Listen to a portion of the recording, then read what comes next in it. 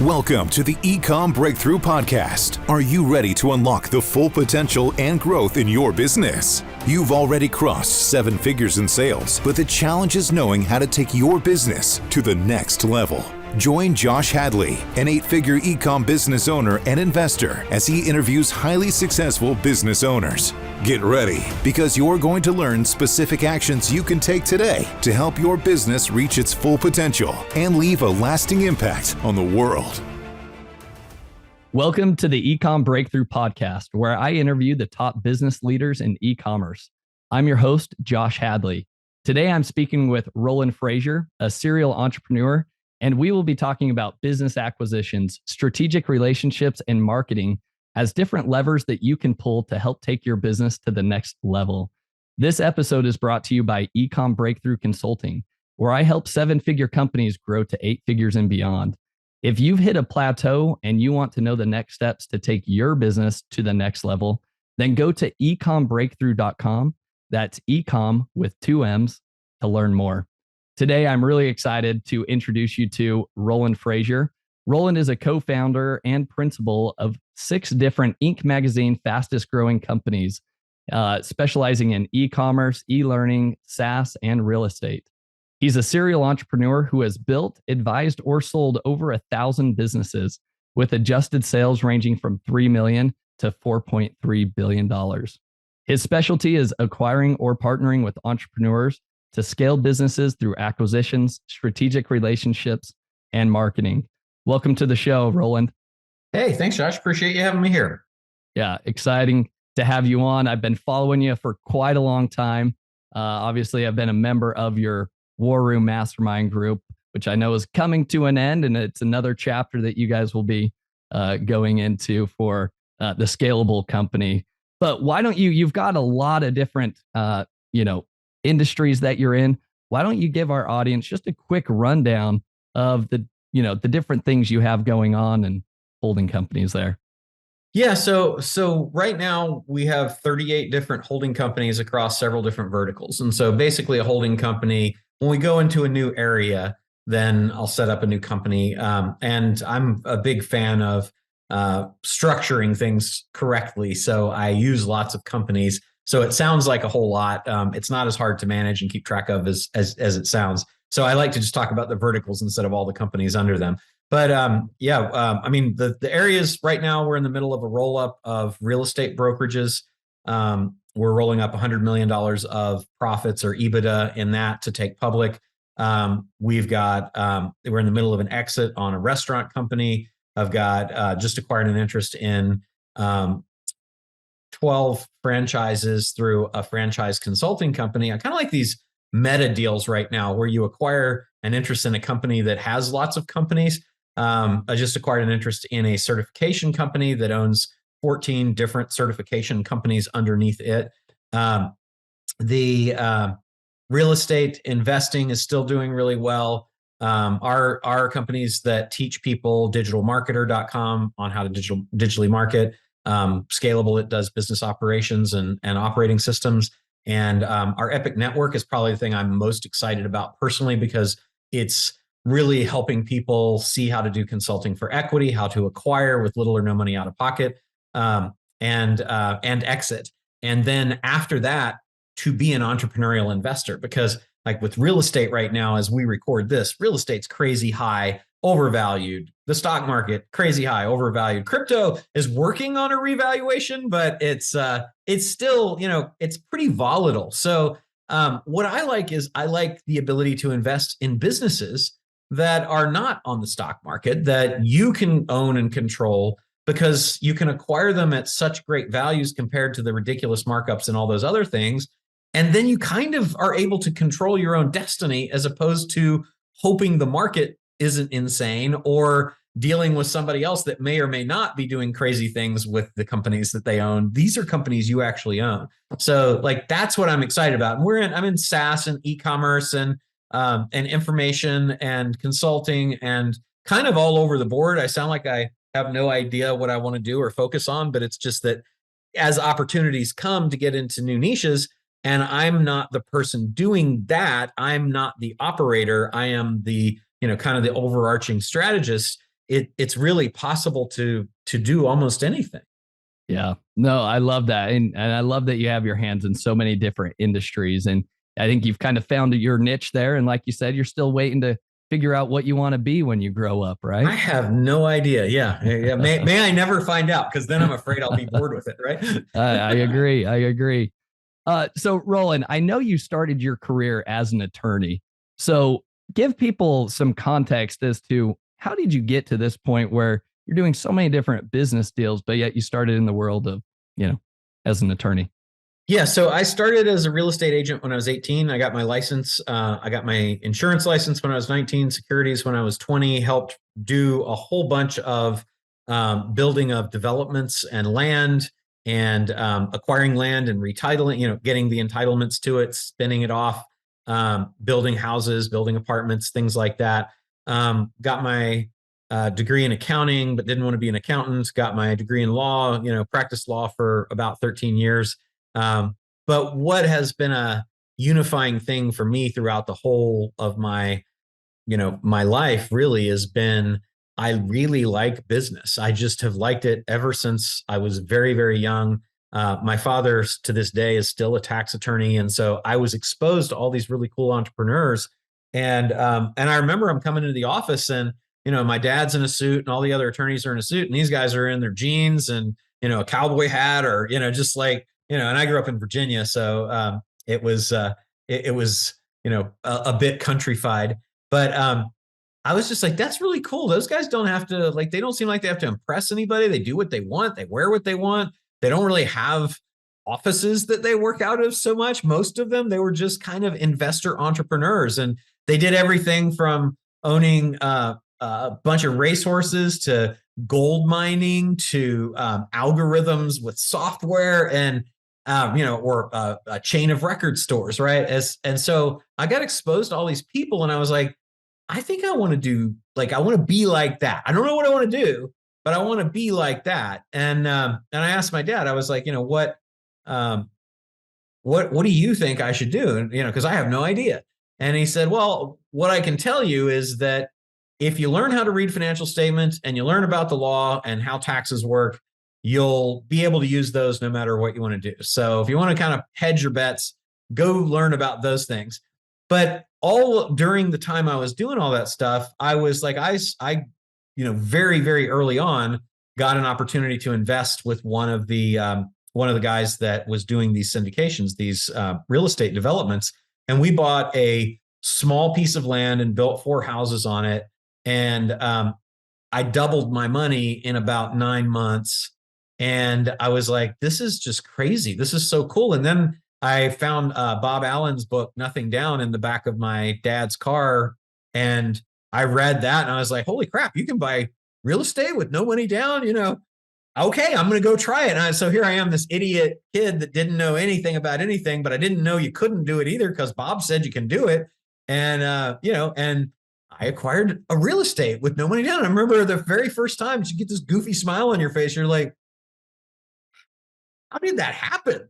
And then when I did my securities license, I had it held through a company out in New York, and I met some people that were investment bankers at Prudential Securities. One of those guys took me under his wing and kind of showed me how leverage buyouts work. And I was like, so basically you can also buy companies with no money out of pocket. He's like, oh yeah, this is a leverage buyout. Then you just get that. And they just need to have this, this, and this. And I was like, well, that's really cool. And I wonder if you could also apply some of this real estate, no money out of pocket stuff to that. And turns out you could. And so I just kind of fell into it, starting from real estate from that very first small, 4-unit thing that we developed and sold, to continuing to read every autobiography I could, learning everything I could about all the different, ways that people could do business and negotiate and finance things.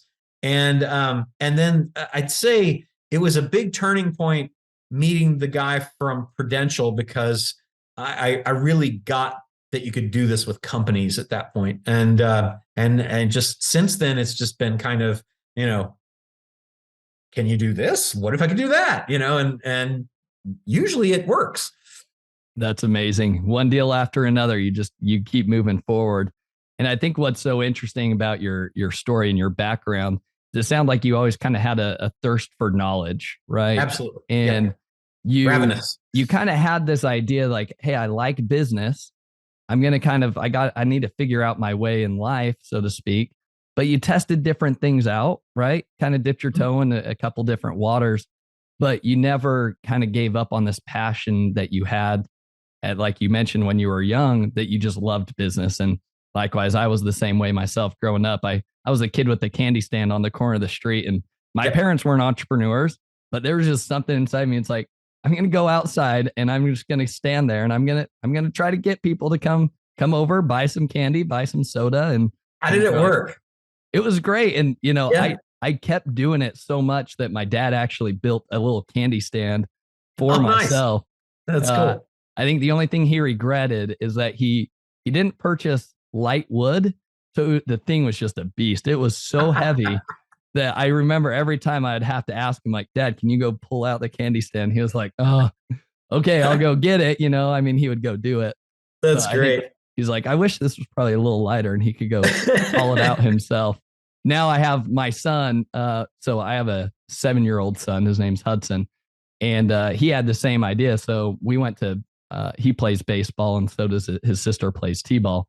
And so he saw that at one of the ballparks, they had a concession stand. Well, where they play t-ball, there's no concession stand. There's just 4 little ball fields, right? So he's like, hey, I want to go sell candy here. I was like, I'm all in, and so. Did he know about your prior thing? Not really. I mean, I think I had told him like I had, sold stuff in the past. So he's been hounding me forever. Anyways, we went out this last Saturday. I mean, it was fun for me just going to Sam's Club, picking out stuff. I think I was just as excited as he was. You knew not to put together a very heavy candy stand also. That's exactly. Although, so it's a wagon this time. So it's a little more mobile and he's able to move it. But I have to be the one that packs it up, obviously, and puts it in the car. But anyways, he made $40 in 1 hour. So he was stoked about that. And anyway, so you have to do that in internet math. So let's see if he made $40 in an hour. This is how we do it online. $40 in an hour, 2,080 hours workable in a year. He's tracking towards 83,200. Hey, that's not a bad start for a 7-year-old. I like that. I like that. Not bad at all. So but he's always, it's funny, even for my son, he asked me the other day while I was looking at Amazon, he's like, Dad, can we look at business books on Amazon? Because I've shown him your book, Zero Down, which I want to talk about, but he just has a thirst for learning in the business world. So I think for any entrepreneur, right? I think my advice sounds like your advice is like, you just got to keep learning. There's so much to learn in life and never become feel like you're at the top of your career because there's always something else to learn or do or see. Yeah, I read somewhere that it's only about like 10% of the people that ever read a book after they graduate from high school. Are you serious? 10%, huh? Crazy. I was like, man, I was like, there's so many great things in books, and books are still to me the best consolidated source of smart people's thinking. Like more than videos, more than, podcasts, as much as I like all of those other things for what they bring. But like when you want to master a topic, daggone, I mean, somebody that's taken the time to edit and, all of their life and all of their learnings down into these couple hundred pages, that is gold. And so there's so much of it to consume and find and discover and be exposed to. I agree with you 100%. That's very true. So I'm going to ask you what your favorite book is at the end of this episode. All right. So keep that in the back of your mind, but I want to transition to your own book. It's behind you right now. Zero Down, right? And then you have that Epic Challenge workbook as well. You talked about, Epic as being one of the companies you're really excited about right now. Tell me about Zero Down. I know that kind of plays in line with Epic. Why don't you tell our audience a little bit more about that? Yeah, so all of it comes from really trying to share a lot of what I learned, and it's always nice when you can give back and do something good in the world, and also there's some good in it for you too. And so, like for me, I didn't really start this in earnest until the pandemic. And I was kind of like, what am I going to do? I'm at home. Okay. It's great. But how do I do business? And so with Zoom and everything, it was so a friend of mine kind of had shared with us how you do these challenge things. And so I was like, okay, I'll do this. I'll just do a challenge. And so we put it together in a week. And now we've done, I think, 25 or 26 of them on that topic.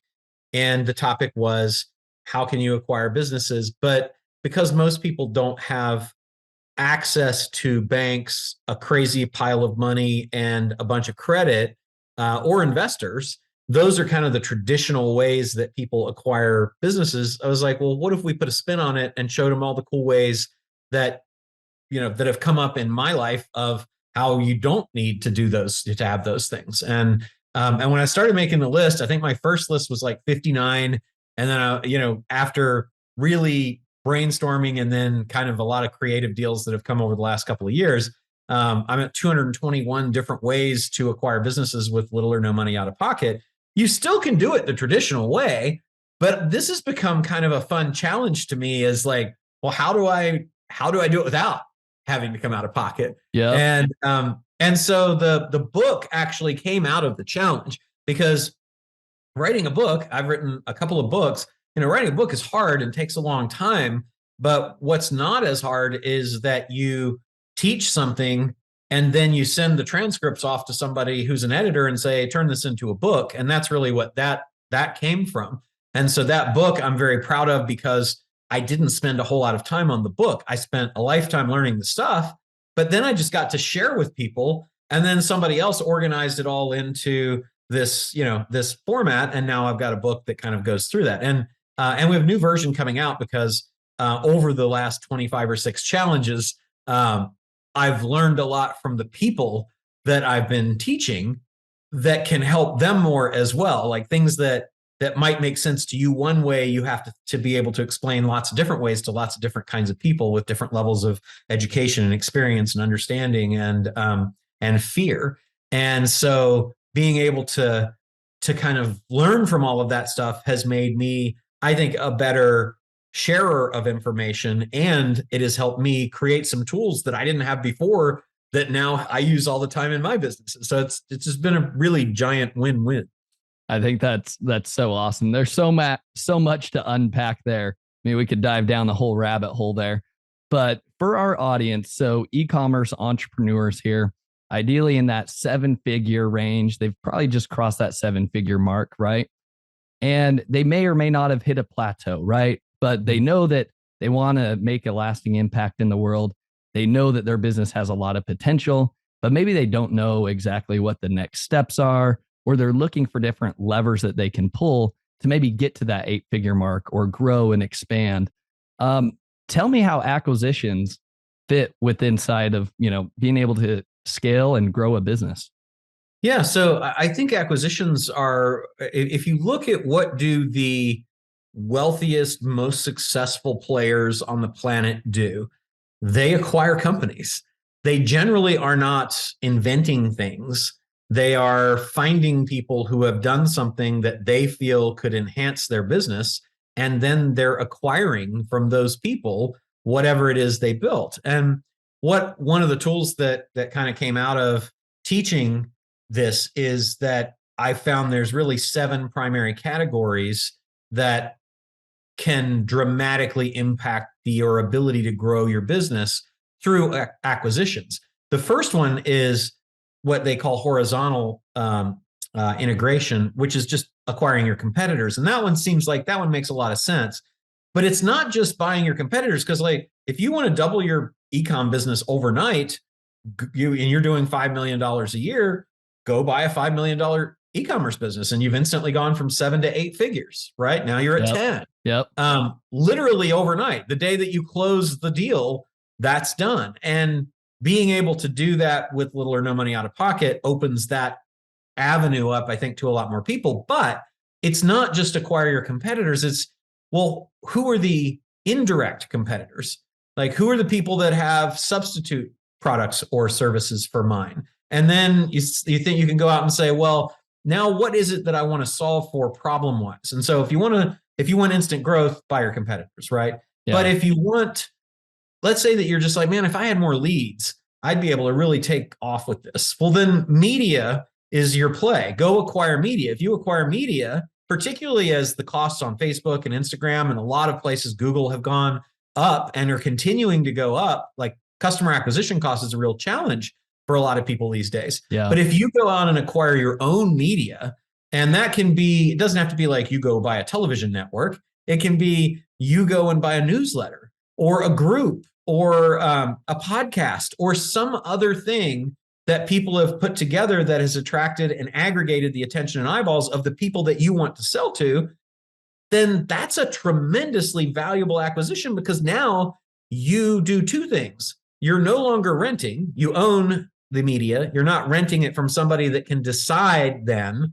Maybe you're selling something that they don't like you're selling, supplements or something like that, that the FANG people don't like, right? Yep. So, or maybe your messaging is politically oriented and they don't like that. Well, if you own your media, you can do whatever the heck you want to do.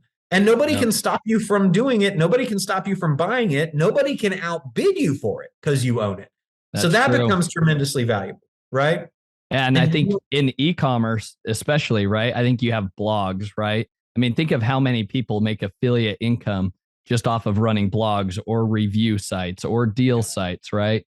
Those are some easy targets, right? And like you mentioned, Facebook groups and even Instagram pages and TikTok, is becoming even more of a thing.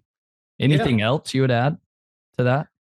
Obviously meetup groups, masterminds, and there are radio, television, and print properties that are available. Magazines, you'd be amazed. We were looking at buying, it was a Condé Nast owned property, but we've looked at major magazines that can be acquired for pennies on the dollar out of bankruptcy or out of just a desire to dump them during acquisitions.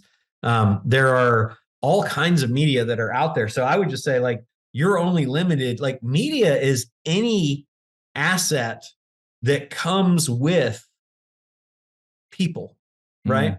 Yeah. So there is a form of media is an Amazon listing, because an Amazon listing that ranks well in the Amazon engine for search actually carries with it a whole bunch of reviews. That's a bunch of people that have already been aggregated and proven as buyers. And now Amazon just opened up, I think this week, to being able to reach out and email your customers, including your past customers. So hey, newsflash, if you acquire that Amazon account or that Amazon product that's got those people that's attached to it, you just got an email list now. That's very true. Yeah. I didn't think about that. That's true. Yeah. So all that stuff to me is really interesting, that all of these things have the SEO blogs, blogs and URLs that rank, videos that rank, and you can acquire the specific asset, the specific page. You can acquire the whole site, the whole channel. You can acquire the whole account, and you get all of these benefits each time you go up a level. So media is almost infinite that's out there, and you're only limited by your own creativity and identifying what is it, and really diving in, and that's just a channel, and that channel has so many, or that's one of the categories, I guess I should say. Media is a category, but there are literally hundreds of types of it. And then under that, millions of potential acquisitions for anybody. And media sells typically for not much, unless it's if it's a syndicated TV show with hundreds of millions of viewers, okay, sure, that's going to sell for a lot. But so much media is created through micro-influencers and things like that, where it's just a labor of love that turned out to be something that's probably now a pain in the butt. Because it's after they've run it for 3 or 4 years, man, I got to keep doing stuff for this. It's a lot of work, not getting paid for it. You come in with an offer for any little tiny bit of money, they're pretty excited about that. That's awesome. I mean, so many golden nuggets out of there, and we could continue diving down that rabbit hole. And that's only one of the 2 verticals that you kind of talked about, right? You said you have kind of 7 different categories, right? Yeah. So if I go around the list, the next one would be how can I get teams and infrastructure? A lot of people will say, well, I need a media buyer and I don't know where to find one, or I need inventory management, or I've got to have a 3PL team to do this stuff. And I have no idea how to do that. I've never done that before. Well, those teams all exist, as do all of the other resources that you might need. And there's a good chance that you can acquire them. As a matter of fact, from somebody that's already done it. As a matter of fact, they have a term for the teams. They call it acqui-hiring, where you acquire a business or a business division or a business unit and you get the team, and then you have a team instantly. And we've done that with software and R&D and a whole bunch of sales. Then another category would be products and services. So if you look at what are the products and services that your people who you're selling to are buying, particularly BDA, before, during, and after the time that they're buying from you, like, go buy those products. You instantly can add a whole lot more sales, increase your average order value, add upsells and downsells just by doing that. You can also go and acquire up and down the supply and distribution chain. You mentioned affiliates. So many people forget that they can actually acquire their affiliates. So they're paying them 30, 40, 50, 60% of the gross sales price, and never even think, well, what if I just acquired that mummy blog? Or what if I just acquired that newsletter? Or, and that's a huge one. Like, I've got people that have acquired people that they were paying $1 million plus a year to, and they were able to acquire them for less than 1 year payments that they were making to them. Oh, that's amazing. Crazy, right? So that's a really cool, that's a cool distribution thing. Cause a lot of people are like, well, and e-commerce, it's easier, but a lot of people will say, well, I don't really have distribution. I'm DTC. Well, you might be DTC, but are you direct to customer because you're selling to them from your website, or are you direct to customer because you're selling to them through your website, but you also have affiliates that you're paying to send people to your website so you can sell direct to customer? That's considered an affiliate relationship, right? You've got a lot of options there. And then up to your suppliers, your component or ingredient providers, all of those, your formulators, those are all people who are taking a slice of the profit out of the overall value chain for this thing that you're ultimately selling. So all of the people that are taking their piece of the value chain profit above you or beneath you are great places to consider acquiring. And then intellectual property would be another one. If you watch Shark Tank or Dragon's Den or any of those things, you'll all the time see people saying, the sharks especially, they're like, why don't we just take that to this company that already does that and get a royalty for doing it? Yep. License it out. Yep. Right. You can do that too. You can be a licensor or a licensee. So maybe you don't want to acquire the intellectual property because you can't afford it or it's not for sale. But if you could get a decent license deal, you are acquiring the right to use that property, which then gives you innovation baked into everything that you can offer new stuff to all the people that already bought from you before. So a lot of people are just dying to buy more from you, but they bought everything you've got. If you want to find something else, you either go out and find products, find services, or go up and down the supply and distribution chain, or get IP to do that. And so like all of those things. So that's basically buy your competitors, buy the media, acquire the teams and resources, get products and services, get recurring revenue assets. So anything that's being sold on a recurring revenue that you could add to yours, get your intellectual property. And I think I said supply and distribution. So oh my gosh, so across those 7 categories, then let's say you could only identify 10 subcategories, you'd be at 70. And we've identified a lot more than that. And then let's say that you identified 10 companies under each of those, you got 700 potential acquisitions. You can go all day long. Yeah, you could. Right. Yeah. So there's plenty, there's never a lack of potential companies to buy. And because it's so much easier to acquire a company that's already got value than it is to create value from nothing, to me, it's just crazy to think about, I'm going to start something when so many people already have and are so willing to allow you to acquire it for no money out of your pocket. Yeah. Oh, I think that's such a big mindset shift. I know it was a mindset shift even when I went through your challenge the first time, and just the mindset shift of like, yeah, look at all the opportunities there are. There's literally numerous opportunities, unlimited. It just, what do you want to devote your time into, you know? Exactly. So for e-commerce specifically, and you've got so much experience working with so many people through these challenges in the Epic program, what have you seen? So because there are so many opportunities, where would you recommend somebody starts if they have an e-commerce brand? Let's say they're selling on Amazon right now, doing well, mid 7 figures. They want to take it to the next level, but do they pursue, intellectual property or acquiring their supplier or, acquiring a new team, so on and so forth? Where would you recommend somebody typically starts, or does it just change based on so many different variables? Well, it's a really good question. So what I would say is, what do you want to solve for? Because if you want market share, then it's go get your competitors.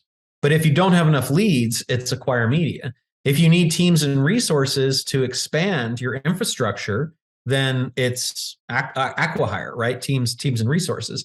If you want to increase your AOV, then it's other products and services, because then you can downsell, upsell, bundle all of those in.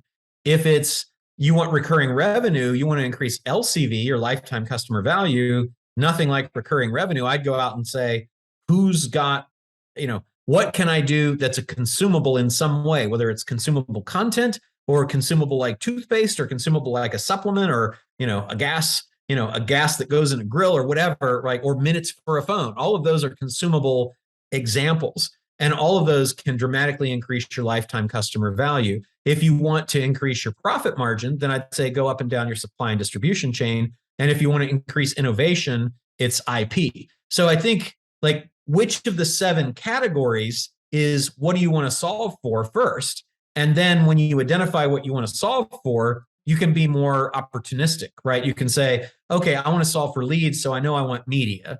Fantastic. Then you can just set a goal and you can say, my acquisition criteria, which is the next thing to really focus on, is to say, okay, I know I want media. What is the minimum level of media that I'm going to need? Well, I'm going to need something that's got at least 5,000 people for it to make sense for me. Great. Well, now anything that's under 5 doesn't work, and anything above that works. And then you just start putting it out there and knowing that there's newsletters and blogs and videos and all of the things that we talked about a little bit ago. Then you just start saying, okay, on all those categories, do I know anybody right now? And that's the lowest hanging fruit. And then after that, you start querying your network. You tell everybody, hey, my name's Josh and I've got a business doing this. And right now I'm, because they always will ask, so what do you do? I had an e-commerce thing and I sell iPhone covers. And right now I'm looking for iPhone user groups and any kind of media that's got iPhone users. So if you know of anything or know of anybody, let me know. And you just start telling people and, put it out on your social and all that. And then people will start responding. And you just keep pushing that out there. Now, then the next level would be you can go systematically, right? You can systematize and say, okay, I'm going to get a list of whatever it is that I want. And then I'm going to maybe load those up into email, send out a direct mail campaign, maybe do some ringless voicemail, and actually start a programmatic, meaning I have a program for it, mergers and acquisitions campaign, right? And that's when things get really interesting. No, I like that. It's almost, you kind of have to put on your sales hat in a way, in terms of looking at, imagine you have a product that you're trying to sell to, let's say, bloggers, right? And so you go acquire that list, right? And just as if you were trying to generate business with them, like put on that same thinking cap, because I think so many people, especially myself, my original mindset was like, oh, I can only go onto websites like Empire Flippers or those are the worst places to go. Those are the only places people are willing to sell their business. And instead, like you're saying, it's like, well, reach out to your network, go acquire a list just like you would if you were trying to sell to those type of businesses, and 100% reaching out, right? You build a funnel for your e-commerce products, build a funnel for acquiring the things that you want to acquire as well. I love that. Such a good mindset shift. All right, Roland, I also want to ask you, so we're let's say we've acquired another e-commerce brand, Okay. If you were to acquire, in the hypothetical situation, you've just acquired an e-commerce brand. Let's say you want to increase your profit overnight. And what are some of the quick actions you would take if you've just acquired a brand, you want to increase profit? What would be your first steps? The very first thing that we'll always do is see if we can raise prices, because most business owners have not raised prices in a while. Now, you're seeing more of it now, and it may feel like, well, everybody's raising prices. Everything costs more. Well, we're in an inflationary cycle right now. So you may find more people have raised their prices because their costs have gone up. But what I can tell you is that most entrepreneurs are not doing price testing, and they don't know if they would sell more by lowering their price, keeping their price the same, or raising their price, because they've never tested it. And so one of the first things that we'll always do is test price increases, because here's what's cool about price increases.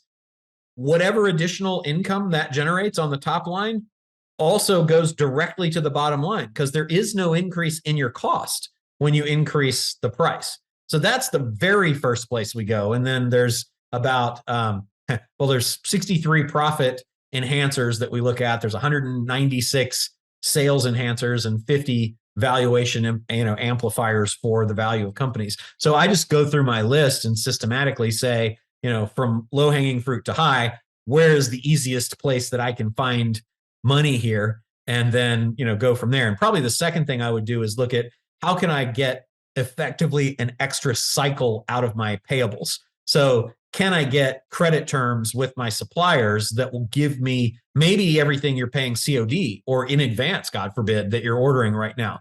If you can go and negotiate terms or find a different supplier, sometimes they'll even pay you to switch, right? Because they know that you're worth a lot to them in the long run if you're manufacturing or you're buying products or something from somebody. So, that's the next place that we go. That'd be the first two easiest places. Yeah. No, I love that. And especially on that second point there with the supplier and the credit, we actually did that. Obviously with inflation going up, our manufacturer did the same thing. And as we reached out, we're like, hey, well, we haven't shopped the market for a little bit. We went out and we found another supplier that was hungry. Now, we didn't move all of our business overnight, but we said, look, this is our book of business that we're normally spending. And it was nice being able to bring all of that to the table and then say, well, if you do want this, here's what we would be interested in, right? And we got net 60 days after something has been shipped into the warehouse. So what I have found, it's been a huge game changer for us in our cash flow in our own business. We actually sold out of all of the product before we even paid for the product. Yeah, and then awesome. At that point, we were able to, go invest in new product ideas. And that was just a huge shift. So I'm excited to hear you kind of share that same sentiment as like one of the first early steps that you can take to make a big impact in your business. 100%. Next, one other question that I have here for you, kind of related on that same topic. A lot of people, we've heard a lot of aggregators in the Amazon space recently. Things have cooled off a little bit, but I think more entrepreneurs with FBA businesses have now kind of thought about that exit in mind. And so, Roland, as you've consulted, advised, 1,000+ businesses that have been sold and grown, what are some quick actions and, tips that you would share with our audience as ways to maximize their value if they're considering an exit in the next, 3 to 5 years? So I'd say a couple of the most important things, like the very first one is, for your business to be sellable, you need to not be an owner operator. Like, to get the most for it, it's a giant jump in the valuation of businesses that are not owner operator. What is an owner operator? If you can't leave that business for a year and come back and have it be doing just fine and hopefully better than it was when you left, then you're an owner operator. You're wearing too many of the hats. You're too important to the business. And what that means is that one of two things is going to happen. Either your potential buyer has to also be willing to be an owner operator, or they have to go and find someone who will operate the business for them. And so you get paid significantly less on your exit of that kind of business for a couple of reasons. One is because there's a lot of work and risk to the buyer, and risk like the greater the risk, the lower the price. There's an inverse relationship between risk and price, right? Or valuation. And the second is that the universe of potential buyers, of owner operators, or people that are willing to find an operator is dramatically lower than the universe of professional buyers who buy professionally run businesses. So I'd say the very first thing I would do, and I actually just had this conversation this morning on a consult, is that you will get significantly more, or if you move away from bad things, you will leave a lot of money on the table if you are an owner operator and don't professionalize the business. That to me is one of the most important things. And I'd say the second most important thing is that many businesses are overly reliant on a single channel and don't have their own growth engines or predictable selling systems. And so what does that mean? Well, if you have an e-commerce business and you only sell on Amazon, then there's a giant risk to a buyer that you'll do something that Amazon doesn't like, that Amazon will decide they no longer want to sell that. Or as happened to one of the businesses that we were in the middle of acquiring when it happened, Amazon will say, hey, we do Amazon Basics for that now, right? Yep. And now you're competing with somebody that you can't really compete with. So you need to diversify your channels of sales. And if you haven't done that and you're relying on one primary platform, that's a very bad thing. And it goes down to ads too. So like if you're only getting Google Shopping leads, then something can happen. They can change the algorithm. There's another, what is the something content, good content or healthy content quality that they just came out with. Yep. Like they have no qualms at all about completely destroying your business accidentally while trying to create a better user experience for Googlers. So, and we saw that with Facebook and the iOS update, right? Yeah. So, I mean, so like those two things, and the corollary to the first of don't be just an owner operator would be when you do get people to help you run the business, the other thing that buyers really are looking for is bench strength. So they want to know at least that, the top people in the business are cross-trained to be able to make the business function if something is going to happen to any one of them. So I think those are like, there's a whole lot of them, but those would be, some of the bigger ones I'd be thinking about. Yeah, I love that. What a great summary and great advice to anybody. A future guest is going to be Ryan Dice, and he runs the Scalable companies, right? You both are partnered in the Scalable business. Do you want to just give a quick little pitch about Scalable, what it is right now, and then we'll let Ryan do the heavy lifting about that. But I think it's poignant based on that last conversation that we had of owner operator. Sure. So, what we identified as a big need in many of the businesses that we acquired and that we run is that they need to have the ability to operate in some repeatable, standardized way. And so we looked into a lot of operating systems. We looked at Gino Wickman's EOS, the entrepreneurial operating system, and Vern Harnish's, Scott the Gazelle's. I'm not sure what his operating system is called, like the Rockefeller Habits, and several others. And we just didn't find something that was more modern for what we needed for our businesses. And so Scalable came about as a result of us deciding that we wanted to be able to have a portfolio of companies that ran and reported in a similar way, and that the operators could all speak a common language to each other. And so we created a combination of software and procedures and standards that allowed us to all speak the same language, to get focused and to be much more modern than you have to have a mission statement and then good financials. It's like, well, okay, what does that mean? And, how do I drill down on that? And how do I get buy-in from all my people and that kind of stuff? And then what are the numbers that I want? And, how like a 5-year plan is a great idea, but how do I quarterly, quarter by quarter, look at leading indicators instead of lagging indicators to know how I'm going to win going forward instead of did I mess up, in the past?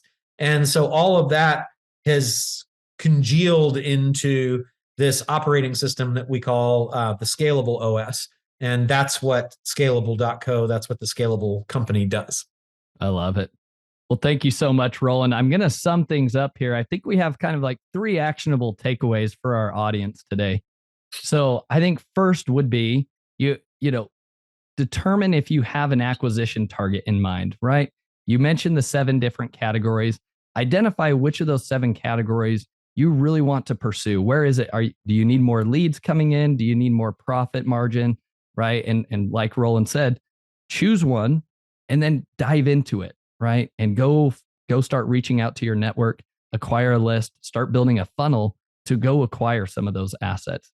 That can help you take it to your business to the next level. A second idea, if you're maybe not ready to go acquire businesses, Roland already mentioned one of the quickest ways that he would increase the value or profits in any business that he recently acquires. Go raise prices, number 1, start price testing at least. And number 2, go see if there's some opportunity with your suppliers to negotiate better terms. And then I think finally, a third step, no matter where you're at in your business, I think this is good advice. Start trying to create those SOPs and almost kind of work yourself out of a job. You don't want to be the one running the show the whole time because, as Roland said, your value is going to increase as a business. Your pool of buyers is going to increase as well. So I think those are some easy 3 takeaways for any of our listeners. Roland, before we sign off, I know I asked you this earlier, but what is one book that you would recommend? Boy, there's so many. I think one of the books that I got the most out of over the last 5 years or so was recommended by Richard Branson, and it's called Black Box Thinking. And it comes from the black box that is found when airplanes crash, that track the things that tell the causes, and how that opens systems that the airlines all share that data with each other, and that the thinking of how they do that really hasn't allowed airline safety to increase to be one of the most safe means of transportation, even though we're sitting in this non-flyable, it seems, hunk of tons of metal in the air. So the methodology and the stories and the insights that were in that book, I think had a pretty significant impact on my thinking. And I like books that I read, and I close it and I'm mad at myself for not having thought of all that stuff before. So that's one of those books that did that for me. I love it. I'm going to have to go dive into that book, and you've got me excited there. Last thing, Roland, where should people reach out to you if they would like to learn more about what you're doing, learn more about Epic, even your books, what you got going on? Sure. So I do a challenge about every month that is a free challenge now, and it's at getepicchallenge.com, where I talk about how to acquire businesses with little or no money out of pocket. You mentioned epicnetwork.com, which is where a lot of the products and services around that lay. I have a podcast, just like you do here. It's called Business Lunch, where I talk to smart people like you about what they're doing. And then I'm everywhere on social, from TikTok and YouTube to Instagram and Facebook and LinkedIn, at whatever those things are / Roland Frasier. Awesome. I love it. Well, thank you for your time today, Roland. It was a pleasure having you on. Yeah, thanks for having me. I appreciate it. Thank you for listening. Visit ecommbreakthrough.com for more information. If you've enjoyed today's episode, the best way you can show your appreciation is by clicking the subscribe button and quickly leaving a review. See you again next time.